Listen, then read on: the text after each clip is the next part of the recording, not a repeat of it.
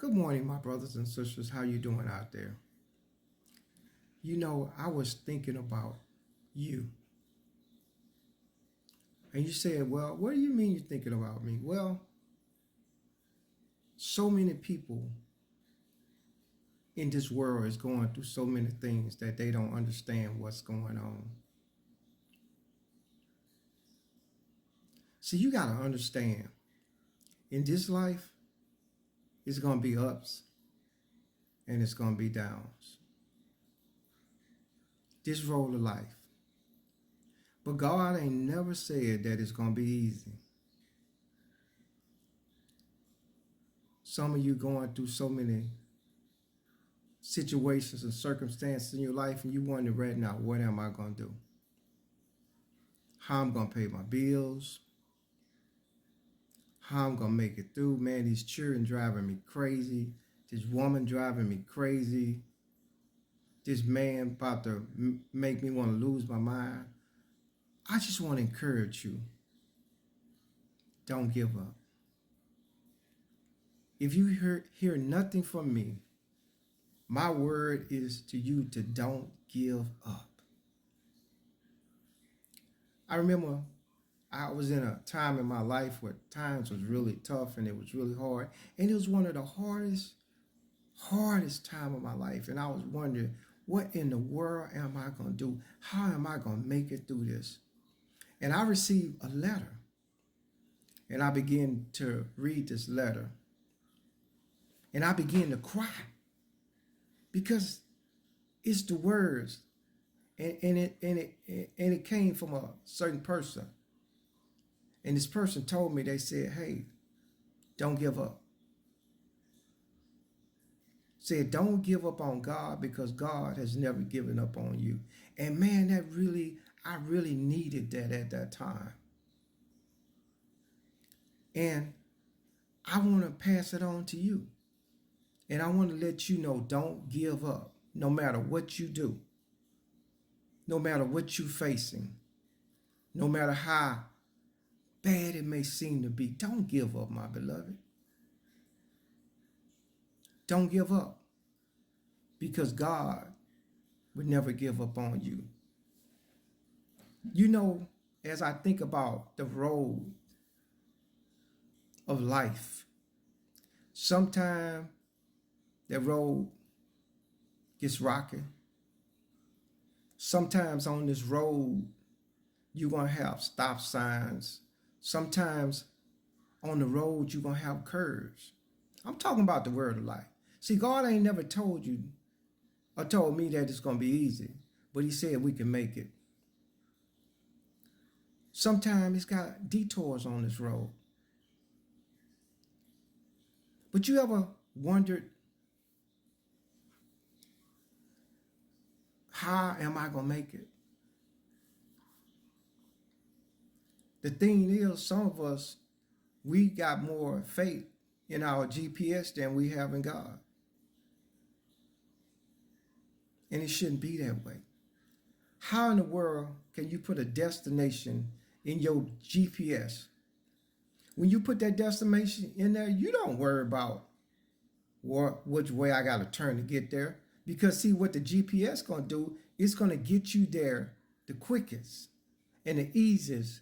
And then if you come to a point and miss that turn, it's going to recalculate you back there. And we trust this GPS to get us to our destination. See, if I was leaving from where I am to get to California, it would be all kind of roads and all kind of bridges and that I got to cross. I may even get pulled over by the police. I may even get a flat tire. But because that destination is in there, I keep going. You got a destination in your life also. You got a dream in your heart and you got to keep going. You got to keep pressing on. You may come to a crossroad where you don't know what to do.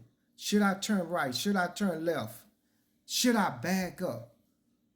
Let me tell you something what you do. You look up and you keep going forward. Whatever you do in life, don't give up. And never worry about nobody else opinion of you. See, if a person come into a room and your whole attitude change and you get all angry inside just because you see that person, or a person come down the stairs and your attitude change, then guess what? That person is controlling you. That person is really controlling you. You're not even in control of your life. Then what you need to do is ask God for forgiveness. Say, Lord, how many times that you needed to forgive somebody and you didn't forgive them? Forgiveness is for you. Sometimes you got to put things in the past. I'm reminded of Job. The Bible says that Job was a perfect person. He was wealthy. And the Bible says one day the angels of God was coming to present themselves. See, you got an angel. Everybody has an angel. And what happens is these angels go before God and they tell God how you're doing and what you're doing. And these angels came to God to present themselves and, tell about what you're doing, what you need God to do and how you're doing upon this earth. And Satan came with these angels.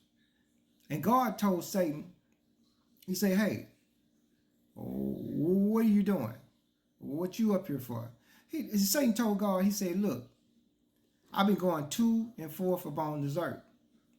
So God told Satan, he said, hey, since you're doing that, have you considered my servant Job? And Satan said, yeah, he blessed. You taking really good care of Job. You giving him everything. You made him rich. You made him wealthy. And Satan told God, he said, look, I bet you. He said, I've been trying to get to him, but I can't because you got a hedge around him. See, Job was doing what God told him to do. He was living right. And God had a hedge around Job and around his wife and around his kids, around his cattle, everything. And God was increasing and blessing Job. And Satan kept trying to get to him. He was telling God, I'm trying to get to him, but I can't. He said, but I bet you, if you remove that hedge from Job, he'll curse you in your face. See, that just shows that Satan, he can't do you nothing if you living right, if you living for God. But it shows that Satan's knowledge is limited. And God said, hey, you know what?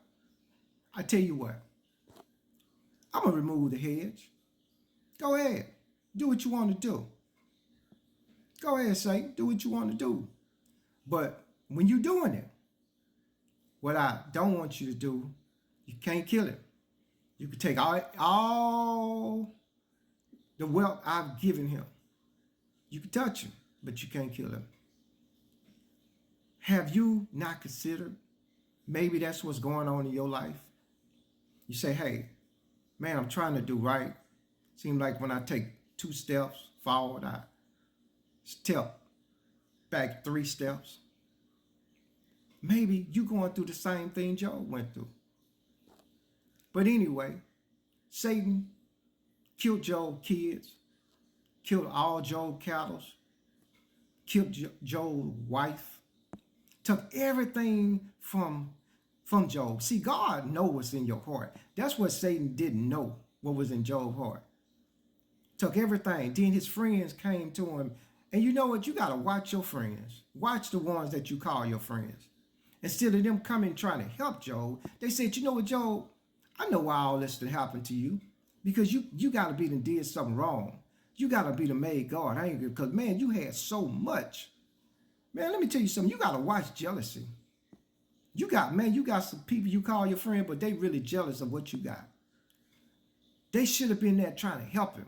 They said, man, the way you look and you sitting out here in the dirt and in the sand, dirt all over you.